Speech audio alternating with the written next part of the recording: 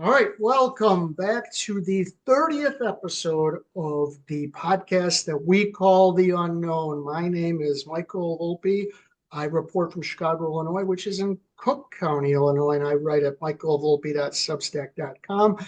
My partner is Richard Lutman, who reports near Fort Myers, Florida, which is in Lee County, which is named for a big fat loser, Robert Edward Lee.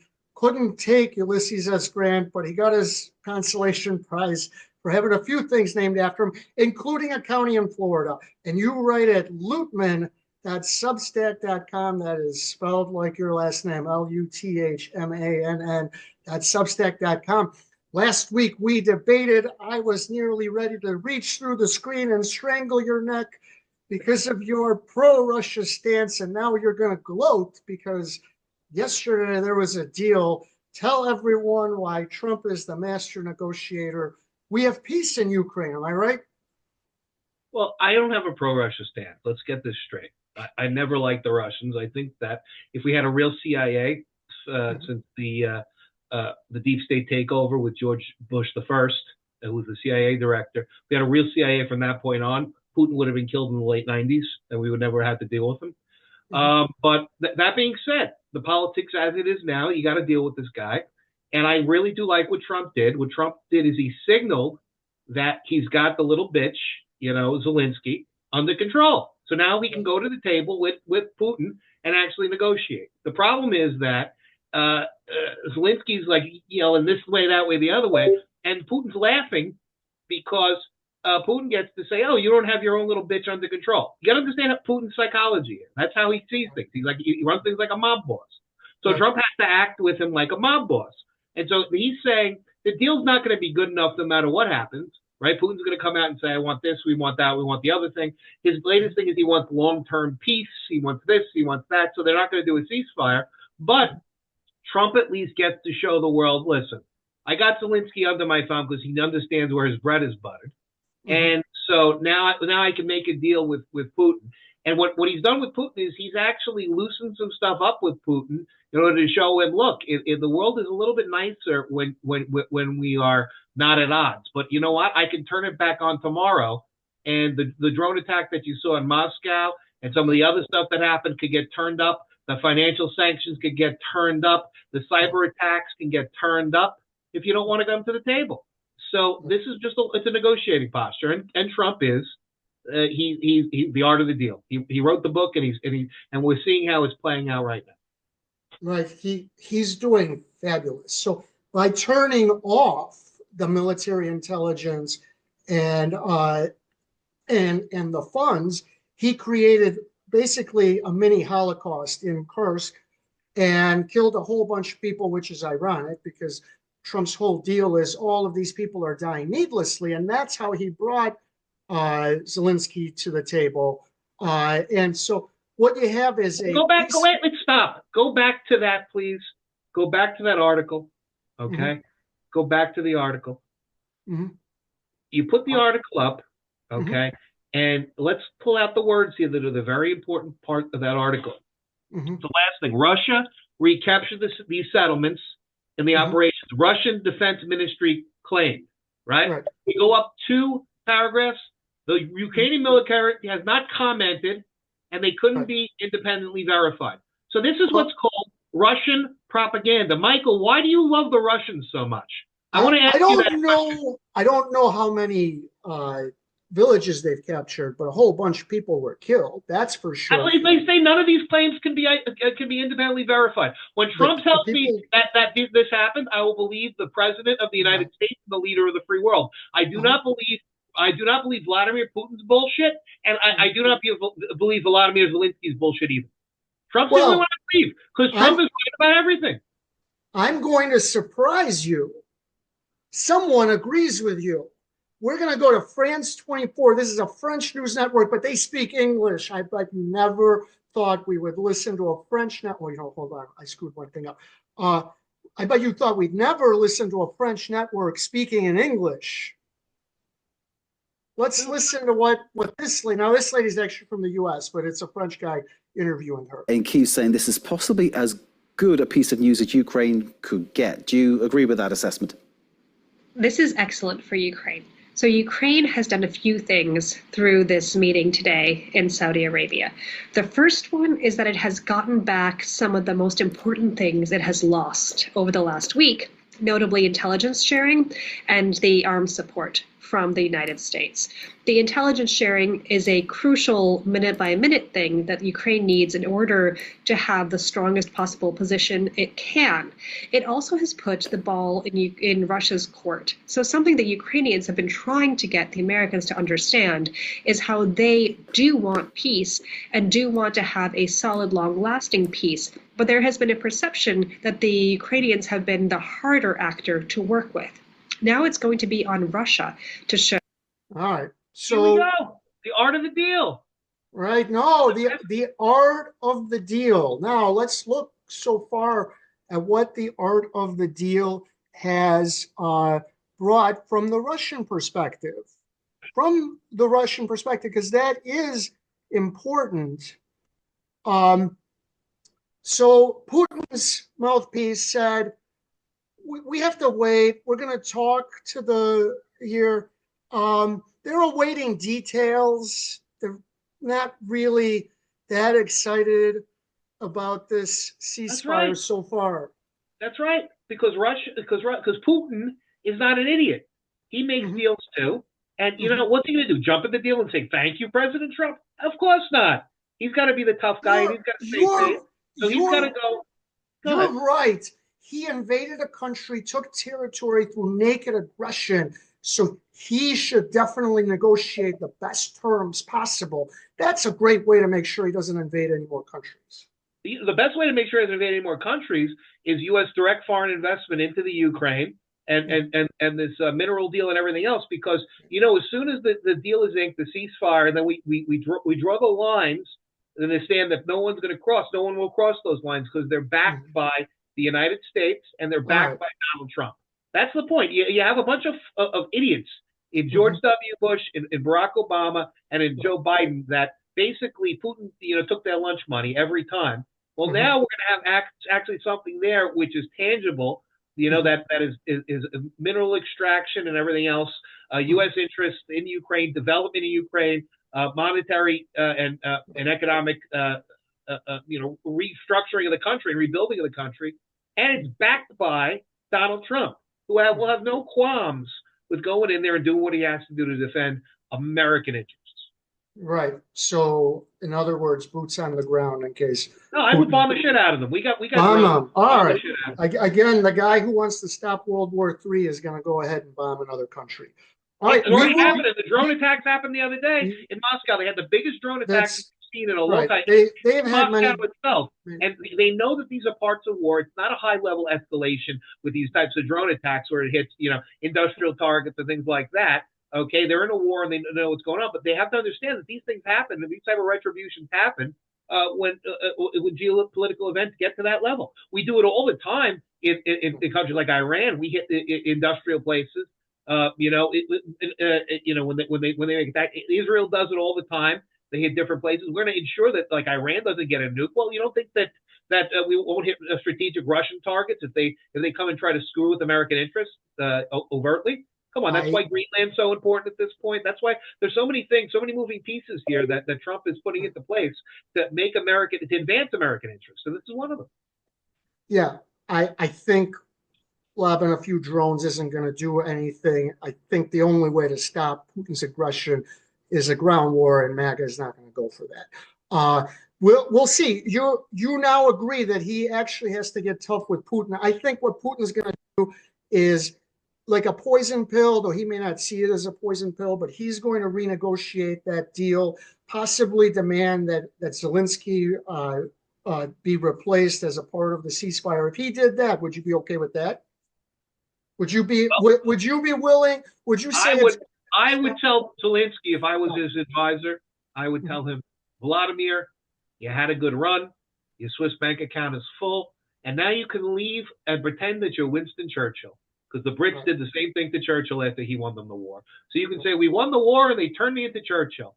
And maybe in 20 years, like Churchill, they'll make you the prime minister once again for a swan song. All right, I got it. So Putin will invade a country through naked aggression, take some territory, force out the leader of the other country, and that would definitely not be any kind of a reason for him to attack any other countries. All right, so Tucker Carlson is simping for Qatar now. And he sat down with, I don't know where he is in the hierarchy of this non-elected government. And I've got, these questions were so absurd, but I wanted to play just this one part. He's going to ask him what would happen if we attacked Iran, or someone attacked Iran's nuclear facilities. And here is what the mouthpiece for Qatar, which is next door to Iran, said. So there's a great deal of pressure in Washington on the White House and on the Congress to participate in or sign off on an attack, an aerial bombardment of the Iran nuclear sites, however many there actually are, one of which, as you said, is directly across from you. So you think about this a lot. What would be the consequences if that happens? And that's not theoretical, as you know, that could happen soon. What would happen next? Well, I think it will just will be a start of a war that will spread all over the region. And all right, if the U.S. or others attack Iran's nuclear sites, would that start a regional war? Well, maybe. But the issue is this: what's in place already is these economic sanctions, right? Mm-hmm. On Iran. And Iran, there's big problems in Iran. People are going starving. They can't eat. There are levels of revolt already in Iran, and unrest in Iran at this point. It's a powder keg already because of what's going on. Now, there's a fundamental point that Iran cannot possess nuclear weapons because the first thing that they would do is use them on Israel. Okay? And so if you look at it from that perspective, and Israel's right to self-defense, and the annihilation of Israel, you know what? If the war gets started because we destroyed the nuclear sites and not because Jerusalem got nuked, I don't feel so bad about that. Okay? If the war got started because we took out their nuclear sites and we have a non-nuclear Iran, we have to deal with that. I like that better than the smoldering rubble of Jerusalem. So yes, that's my view. All right. We don't know what will happen in the future, but it would not be the first time that Israel or others attacked Iran's nuclear sites. This is a whole host of different attacks on nuclear sites, the killing of a nuclear scientist. Not once did it lead to a regional war. And the last time was in late, and it doesn't have it. I think this is an old one, but was, I think, October of last year, while there was a war going on, and that didn't lead to a regional war. And Tucker did not point that out when the guy was going on his long diatribe about how if somebody attacks Iran's nuclear sites, that it'll lead to a regional war. Tucker doesn't, he loses no credibility for this stuff. He had a historian on that said Churchill was the real villain. He calls nuclear weapons like demons. Now he's simping for Qatar. It doesn't matter. He just grows in popularity. He puts it out there and gives them the platform, lets them talk, and he lets people decide. Everybody, there's a great book. I don't know if you read it, which was Sandworm, about the attack that Bush had started. Bush 1 had started, and then Obama had continued with the nuclear weapons facilities in Iran using code. If you know about how nuclear weapons are distilled, or the uranium is distilled, they have these cylinders, and we do it with our technology with laser beams today. But some of the older technology that they're using is centrifuges, and we had a code that got snuck into their facilities that was a virus, basically, that made their cylinders go haywire and destroyed their nuclear capability, set them back years, which I think is the most important attack. That was at the end of the Bush one, or George Bush, the second administration, Junior, and then going into Obama, and Obama actually had the victory there in cutting down their nuclear capabilities through that. But I think it's Sandworm is the book. But that's the type of stuff that, it's not these attacks and taking out these And scientists and and everything else. That's the big. the thing, The big the things thing, are some of these 21st century right. forward-looking attacks on code, on capability that are the most effective in knocking out the Iranian capacity to build a nuclear weapon, because they're the sick people that they don't want 1,000 nuclear warheads. They just want What do one. you what do you That's think the of? biggest problem we have out But what do you think? Tucker is saying that Churchill was the real villain of World War II. He's simping for Qatar. It doesn't matter. He just gains more popularity. That's there. No, fine. It's no big deal. I think that he puts out things that are there for potentially for shock value, in the sense that look at Abraham Lincoln. There are some historians that look at him like an authoritarian dictator for the suspension of habeas corpus. Mm-hmm. And Yeah. Rehnquist wrote the Yes, book. I know. Those historians subscribe to the lost cause of the Confederacy. I'm well aware of those historians. They have been largely marginalized. However, books and movies, particularly like Birth of a Nation, the 1915 one, I believe it was 1915, from D.W. Griffith, has grown that popularity. But be that as it may, this guy grows popularity for saying things that are It's not asinine. marginalized, Mike. My thought I was finishing was that the idea about the habeas corpus suspension by Lincoln during the war was detailed in a book by Rehnquist, the Chief Justice, the former Chief Justice. All the laws but one. So these topics are important topics to put out there. I agree with you that if Mike Volpe was asking the questions, it might be a better interview. Probably would be a much better interview. He would never you're a better agree. interviewer, Mike, than Tucker Carlson. I'll say that anytime.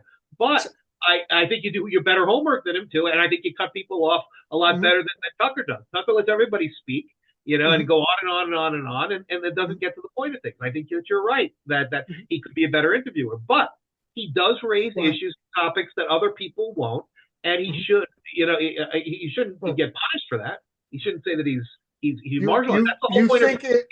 You think it's important to raise the topic that Churchill may have been the real villain of World War II as opposed to Hitler? That's a topic we should be discussing. Sure.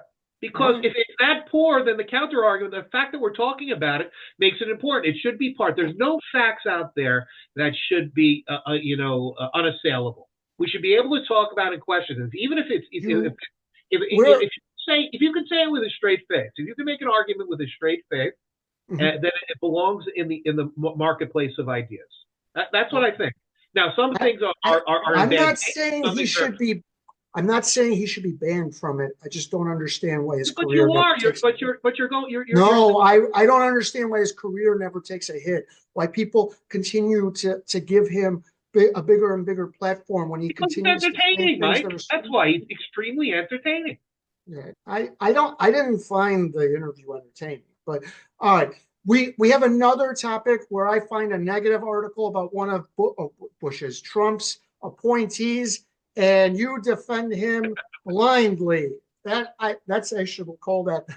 So this is about Dan Bongino, who is the designated deputy director of the FBI. I say designated because right now he's still a radio host hawking gold and other things, and that's no big deal, right? It's okay if he finishes off his radio show. This is from Mother Jones, that slightly to the left. I'm kidding. No, way far left website.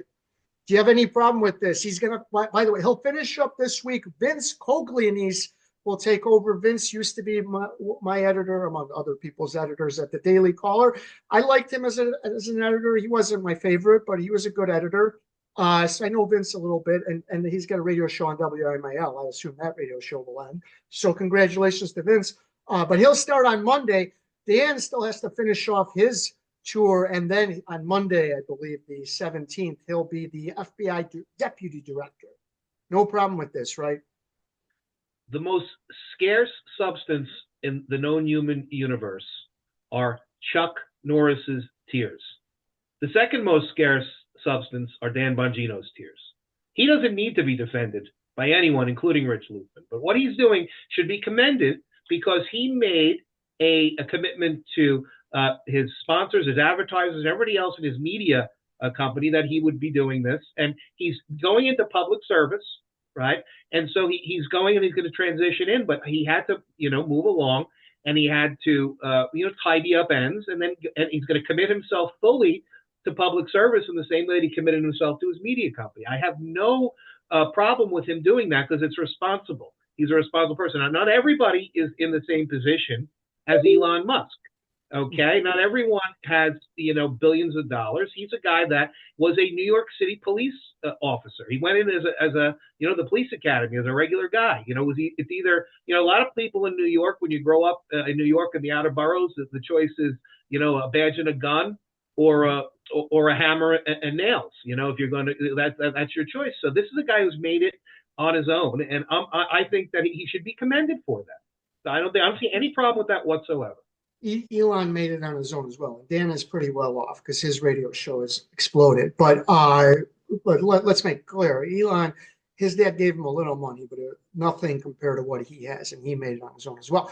The Elon Files segment, we talk about something related to Elon Musk each and every week.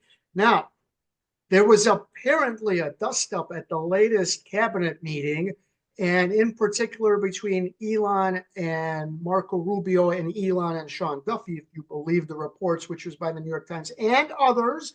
However, Donald Trump has said there was no dust-up, no big deal. If you believe the reports, what Rubio and Duffy were upset about is that it is their departments and Elon Musk cannot go fire people. What do you think? Can Elon Musk fire people, or should he allow Marco Rubio to fire people at state? And I think Duffy is Secretary of Transportation, and every other secretary, even the ones who weren't upset. And according to the New York Times, others would have stood up, but because of how intense the blow up was, they decided not to weigh in. What do you think? First of all, do you believe the report? Do you think there was a dust up? That's number one. I think that it's fake news because it's being reported by the New York Times, The Hill, and everything. And else. others. Their goal is to disrupt Trump's momentum and what he's trying to do. The fact of the matter is, even if it is, let's assume it is true. Let's assume that the reporting can be believed and there was a quote unquote dust up. The question is, what kind of dust up was it? Was it a heated disagreement like you and I have almost constantly Basically. On our show, or was it something where no one said they went to blows. They were, but they were not just speaking back and forth according to the reports. They were yelling.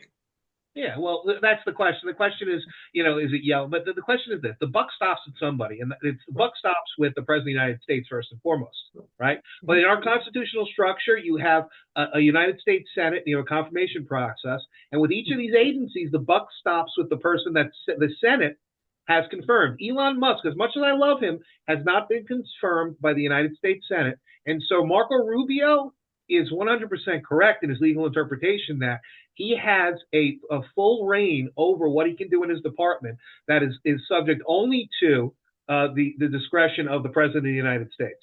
Now, if he does something and the President wants something done, and Elon tells the President, this is what I think should be done, and the President agrees, and that's a different story. Then he tells Elon, he tells Marco, I want this done. But Elon doesn't have direct control in any way, shape, or form. He's a consultant. That's what he is. He's probably the most high-profile consultant, management consultant, and staffing consultant in human history, and efficiency consultant in human history. So he's giving recommendations. Now, would they be foolish, the cabinet heads, the agency heads, not to take his recommendations? They'd be very foolish, but they should consider his recommendations and then make their own decisions given their independent judgment, because our constitutional structure says that the senators that we elected have confirmed the person that is the cabinet member and the agency head, and we have to respect that first and foremost. I agree. I don't think Elon should be allowed to fire anyone. And I think President Trump can give directives. He fires the people he appoints, but it's up to Rubio to decide who underneath those, and Duffy and all the cabinet secretaries, who underneath those gets fired. And I think Trump gives the general directive, but if President Trump is saying, you got to fire this mid-level staffer, that's not going to work well, because then the secretary is not running their department. So wait a second. Wait a second. he can come in. I don't think he can go, he could probably do it. He's the president and target a person, a specific person. He didn't like that person. But I think that Trump could say, Secretary Rubio, for the people that fit within this category of persons pose a national security risk, in my opinion, as the chief executive officer of the United States, or have some type of risk. I would like all the people that fit within this category to be removed from the State Department. I think that is totally within the bounds of what the executive power of the I think president. he could do it, but then then the secretary's not running their department, and you create other problems. I agree he could do it. Ultimately, the If that's the executive hill the secretary wants to die on, let him die on that hill. If the Right. president wants it, the president gets it. And if the All right. president's not going to get it from a certain member of his cabinet, that person's not going to be a member of his cabinet for long. That I agree with as well. All right. Can you explain why we're having a trade war with Canada, Mexico? What's going on? I'm sure you love this as well. You probably like to pay more for steel. The latest that just happened was that the Canadians announced their reciprocal tariffs back. So what we had yesterday was there was a back and forth on the trade, and Ontario, the government there with Ford, who's the guy in charge of Ontario, that came up early in the morning, and he said, it was Doug Ford. I think Rob Ford was his brother. He was the old mayor of Toronto, the one who was smoking crack to get votes. But Doug Ford basically was talking tough in the morning. By the afternoon, he had a conversation with Howard. That's what this article. That's what this article. He had a conversation with Howard Lutnick, and Howard Lutnick calmed him down. By the end of the day, he was a pussycat. But this morning, the new Canadian Prime Minister came forward and just said that they're putting a 25% reciprocal tariff on steel and other minerals and things like that. So they're trying to flex their muscle, in large part because Canada has elections coming up in the next few months. So the Liberal Party has to show that they're not pushovers, and the Conservative candidate is gaining ground in that race. So I think that politics plays a part in that with our U.S.-Canada relationship. But the problem we have is this. Okay, Trump needs to resolve the Mexico, Canada, Western Hemisphere issues on tariffs and everything else very, very quickly, because the big issue is the trade war with China. Okay, and that's the thing. We have to own the Western Hemisphere. And But you haven't answered my question, though. Why are we in a trade war with Canada? What is the end game? Because they've been ripping us off for years. They have no military, and yet they're going to turn around and try to demand things. We protect them. We treat them like the 51st state. And frankly, Trump saying, if we treat them like that, is he hoping that they will remove tariffs? What is he? He's hoping they will remove the RAV4 factory from Ontario and a few of the other car factories, a few of the other manufacturing, and move them south of the border again. That's what Trump is angling for. He's looking to get the Rust Belt to 50% tariffs just to remove a few factories. Did we or did we not? Just to remove a few factories. Wait. He made a promise to the American people to revitalize the Rust Belt. That's what he's going to do. Whoa. Are you familiar with the U.S.-Mexico-Canada agreement? Yeah. Yeah, who negotiated that again? Oh, Trump did, yeah, of course. Oh, 6 years ago. Why are we issuing tariffs if we had a trade agreement that our current president negotiated?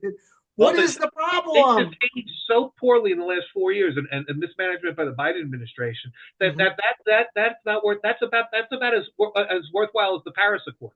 So Trump should rip that up and renegotiate it the way he needs. I got it.